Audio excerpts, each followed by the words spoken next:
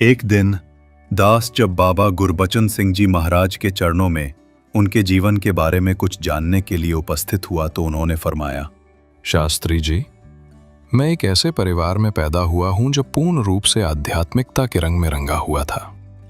साथ ही साथ मुझे मेहनत करने की रुचि मेरे पिता अर्थात शहंशाह बाबा अवतार सिंह जी से विरासत में प्राप्त हुई। वो बेकरी की भट्ठी पर काम करते रहे और शुरू के जीवन में बोझ ढोने वाले कुली का काम भी किया। उनके परिश्रमी जीवन का प्रभाव मेरे अंदर सहज में ही आ गया है। मेरी माता बुद्धवंती जी भी पूरी लगन और मेहनत से काम करके अपने परिवार का पालन पोषण करती थी। मेरी माताजी, जिन्हें प्यार से संगतें जगत माताजी के नाम से पुकारती थीं, सचमुच भोलेपन, कोमलता, सादगी, सरलता, प्रेम और मिठास की सजीव मूर्ति थी। उन्होंने कभी भी हुजूर शहंशाह जी की धर्मपत्नी होने के कारण अपने आप को विशेष नहीं माना था। जहां पाकिस्तान में अपने गुरु बाबा बूटा सिंह जी को घर में ठहराकर उनके परिवार और आए हुए संतों की दिन रात सेवा की, वहीं उन्होंने भारत में दिल्ली आकर भी हर संत, हर सेवादार की निष्काम सेवा। ये सादगी, कोमलता, मेहनत, लगन और सेवा भावना के संस्कार मुझे अपने माता पिता से ही प्राप्त हुए। शहंशाह जी का परोपकारी व कल्याणकारी जीवन तो किसी से नहीं छिपा। हुजूर शहंशाह जी व बाबा बूटा सिंह जी महाराज से मिली शिक्षा के परिणाम स्वरूप ही आज ये मानवता की सेवा का सौभाग्य मुझे मिल रहा है। इसका परिणाम ये निकला कि हम परिवार के सब सदस्य जहां इस निराकार प्रभु को अंग संग जानकर इस महा आनंद में डूबे रहते थे, वहीं दूसरी तरफ हर कार्य को बड़ी लगन और मेहनत से करने में एक अजीब सी खुशी का अनुभव भी करते थे, क्योंकि हमारे माता पिता अपना अधिकांश समय सेवा, सुमिरन और सत्संग में व्यतीत करते थे। अपने गुरु बाबा बूटा सिंह जी की तन मन धन से सेवा करने में कभी पीछे नहीं रहते थे। मुझे आज भी याद है कि मैंने जहां बाबा बूटा सिंह जी की गोद में बैठकर अपना बचपन व्यतीत किया, वहीं स्कूल की पढ़ाई भी दिल लगाकर की। मुझे याद है कि मैं 8वीं से 10वीं कक्षा तक की पढ़ाई के साथ साथ मोटर पार्ट्स की जानकारी भी प्राप्त करने में लग गया था। निसंकोच हमारे पास खाने, पीने, पहनने की कोई कमी नहीं थी, परंतु सेवा और सत्संग के लिए जितनी सामर्थ्य की आवश्यकता थी वो प्राप्त नहीं थी। मुझे ये तो स्पष्ट हो गया था कि परलोक तो बाबा बूटा सिंह जी की कृपा से सफल हो चुका है, परंतु सेवा में मुझे जितना योगदान देने का चाव था, उस दौड़ में मैं बहुत पीछे था। मेरा विश्वास था कि भक्त का लोक भी हर पहलू से सुखी होना चाहिए और परलोक भी। इसका एकमात्र साधन है सेवा। खैर, समय गुजरता गया। धीरे धीरे आर्थिक क्षेत्र में शहंशाह जी का हाथ बटाने के ध्यान से मैं बाबू महादेव सिंह जी के पास स्पेयर पार्ट्स वाली दुकान रावलपिंडी पर जाने लगा।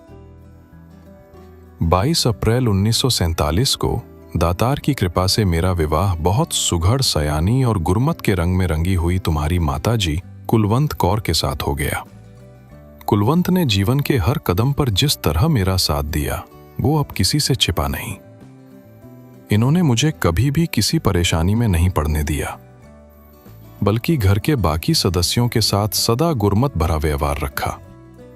शहंशाह जी, मेरे पिता एवं गुरु की इन्होंने सदा गुरु रूप में ही पूजा की। इतना कहकर हुजूर खामोश हो गए। दास को एकदम ध्यान आया कि भारत के विभाजन के समय तो बाबा जी की शादी को कुछ ही महीने हुए होंगे। इस विभाजन का आपके मन पर क्या प्रभाव पड़ा, ये भी जानना चाहिए। दास ने खामोशी तोड़ते हुए पूछा। बाबा जी, देश के विभाजन के समय तो आपको भी बहुत कुछ सहन करना पड़ा होगा।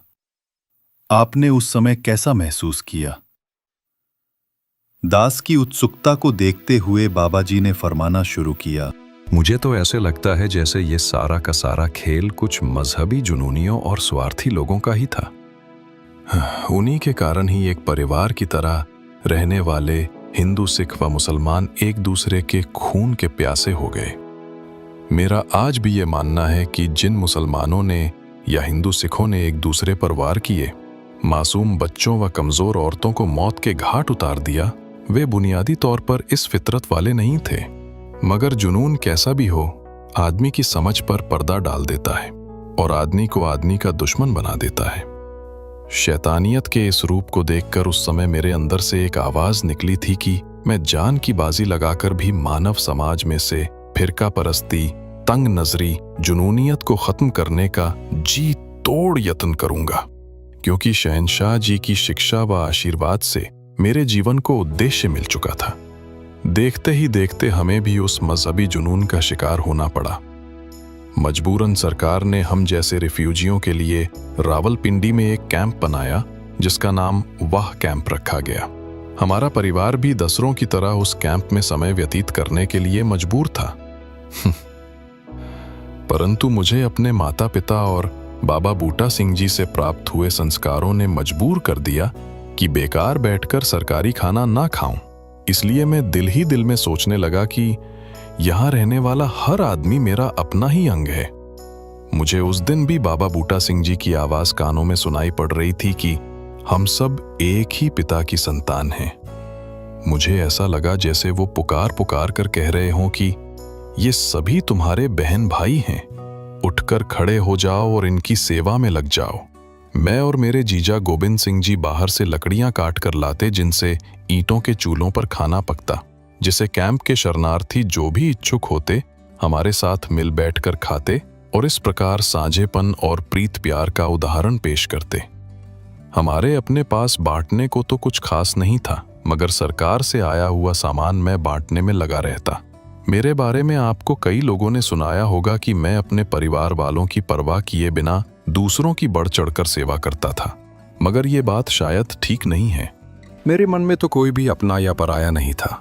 मैं हर जरूरतमंद की जरूरतों को पूरा करने की कोशिश करता रहा, चाहे वो जरूरतमंद मेरे परिवार का कोई सदस्य था या कहने मात्र के लिए किसी दूसरे परिवार का।